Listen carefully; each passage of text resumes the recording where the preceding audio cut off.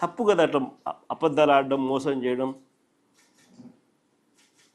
బాధ్యత గల స్థానంలో ఉన్నప్పుడు మనం బాధ్యత తీసుకొని నిజాలు చెప్పాలి తప్ప, బాధ్యత తీసుకొని బాధ్యత గల స్థానంలో ఉండి ఇలా అబద్ధాలు ఆడడం ఎంత మటు కరెక్టు?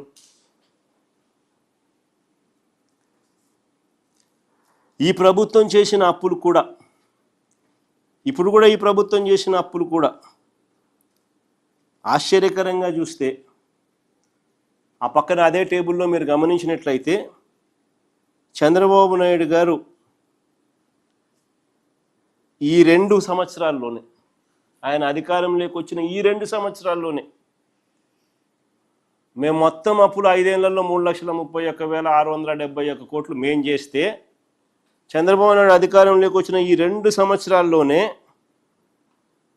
ఆయన చేసిన ప్రభుత్వ అప్పులు ప్లస్ గ్రాస్ బడ్జెటేతర అప్పులు,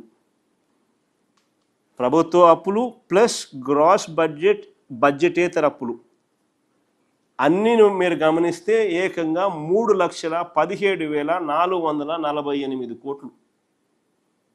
ఏ ఏ ఏ కార్పొరేషన్ నుంచి బారో చేసినాడు, రాష్ట్ర ప్రభుత్వానికి సంబంధించిన డెట్ ఎంత, ప్రభుత్వ అప్పులు ఎంత, గ్రాస్ బడ్జెటేతర అప్పులు ఎంత అని చెప్పి క్లియర్గా టేబుల్ రాస్తుంది. చివరికి వీళ్ళు నిజంగా వాస్తవాలన్నీ ఇవన్నీ ఆధారాలతో సహా కనిపిస్తూ ఉన్నా కూడా ఇంకా వాళ్ళు బడ్జెట్ డాక్యుమెంట్స్తో ఇంకా వాళ్ళు గేమ్ ఆడుతూనే ఉంటారు. చివరికి బడ్జెట్ డాక్యుమెంట్లో చూస్తే మీరు ఆశ్చర్యం కలిగించే విషయాలు కనిపిస్తాయి. ప్రభుత్వం చేసిన అప్పులు కూడా పారదర్శకంగా వీళ్ళు చూపడం లేదు. బడ్జెట్ డాక్యుమెంట్స్లో కూడా 2025-26లో మొదటి 10 నెలల్లో చేసిన బడ్జెట్ అప్పులు చూస్తేనే 90,786 కోట్లు. ఇంకా చివరి 2 నెలలు ఇంకా ఉన్నాయి, అప్పులు చేస్తూనే ఉన్నారు. కానీ బడ్జెట్ పుస్తకాలు చూస్తే 2025-26 ఆర్థిక సంవత్సరానికి వీళ్ళు సవరించిన రివైజ్డ్ ఎస్టిమేట్ 12 నెలలకు అప్పు ఎంత చూపించారో తెలుసా? 80,567 కోట్లు మాత్రమే అప్పు చూపిస్తున్నారు. 10 నెలలకే కాగ్ లెక్కల ప్రకారమే 10 నెలలకే 90,768 కోట్లు అప్పు చేసినారు. 10 నెలలకే. వీళ్ళు 2025-26 12 నెలలకు కలిపి ఇంకా 2 నెలలు ఉన్నాయి, అప్పు 10,000 కోట్లు తగ్గింది. వాళ్ళ బడ్జెట్ డాక్యుమెంట్స్ ప్రకారమే 80,567 కోట్లు మాత్రమే అప్పులు చూపిస్తున్నారు. అంటే దాని అర్థమైంది, అప్పులు వీళ్ళు పారదర్శకంగా వెల్లడించడం లేదు, ఎక్కడికెక్కడ అడ్జస్ట్ చేస్తున్నారు. పబ్లిక్ అకౌంట్ అంటే ఎంప్లాయీస్కి సంబంధించిన డబ్బును ఇష్టం వచ్చినట్టు ఎడాపెడా వాడేస్తున్నారు. అంతే కదా దాని అర్థం, అడ్జస్ట్మెంట్ చేస్తున్నారంటే.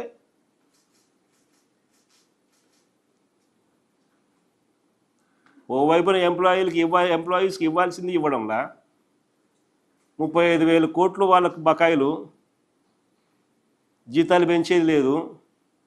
మరోవైపున వాళ్ళ జీతాలతో వాళ్ళ అకౌంట్తో వీళ్ళు గేమ్ ఆడుతున్నారు.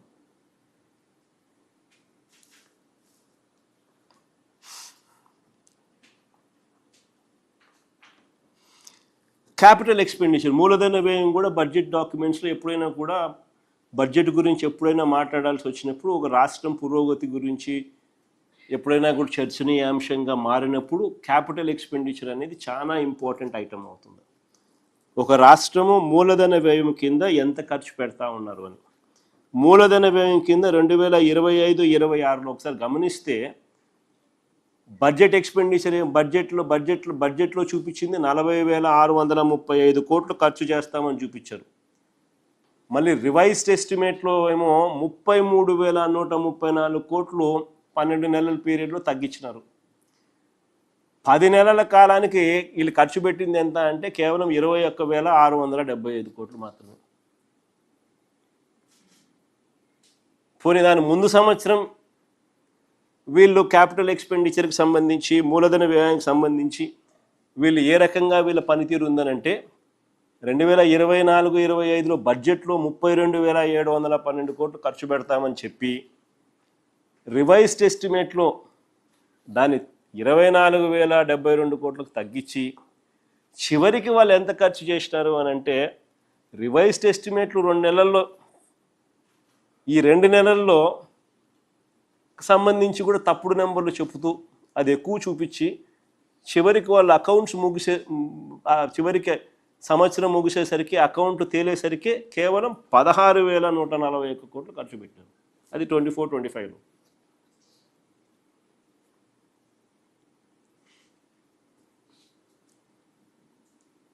అంటే రివైజ్డ్ ఎస్టిమేట్స్తో కూడా ఆడుకుంటున్నారు. 2 నెలల్లో సంబంధించి మాత్రమే నువ్వు ప్రొజెక్షన్ చేస్తున్నావు, దాంట్లో కూడా నువ్వు కావాలని ఆడుకుంటా ఉన్నావు. స్టేట్స్ ఓన్ రెవెన్యూస్ ప్రొజెక్ట్ చేసే విషయం అయితేనేమి, క్యాపిటల్ ఎక్స్పెండిచర్లో నువ్వు ఖర్చు పెట్టే విషయం అయితేనేమి, అన్ని విషయాలలోనూ తేటతెల్లంగా కనిపిస్తూ ఉంది. బడ్జెట్ ఏంది, రివైజ్ ఎస్టిమేట్ ఏంది, చివరికి నువ్వు యాక్చువల్గా ఖర్చు పెట్టింది ఏంది, ప్రతి ఐటెంలోనూ నీకు ఇదే కనిపిస్తూ ఉంది. మోసం మోసం మోసం మోసం మోసం మెజారిటీ ఆఫ్ ది ఐటమ్స్లో. చివరికి 2026-27లో ఏకంగా ఈ ఆర్థిక సంవత్సరంలో 48,097 కోట్లు క్యాపిటల్ ఎక్స్పెండిచర్ ఖర్చు పెడతామని చెప్తున్నారు.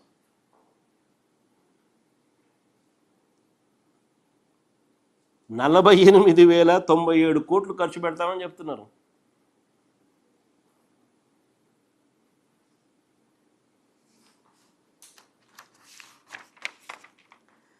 చంద్రబాబు ఎన్నికలకు ముందు ఇచ్చిన బిల్డప్ ఏమిటి అని అంటే తాను సీనియర్నని, సంపద సృష్టిస్తానని, అప్పుల మీద ఆధారపడే పరిస్థితి రాకుండా చేస్తానని కబుర్లు చెప్పాడు.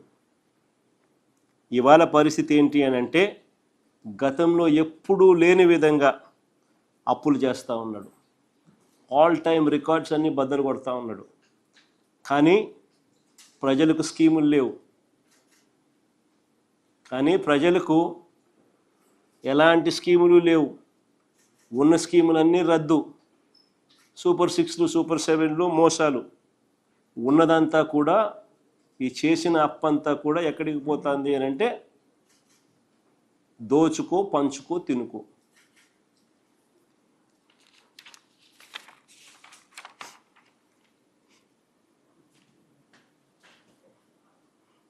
నిజంగా మేనిఫెస్టో అన్నది ఏ పార్టీ అయినా ఎన్నికల ముందు ఒక మేనిఫెస్టో అనేది ఇస్తారు.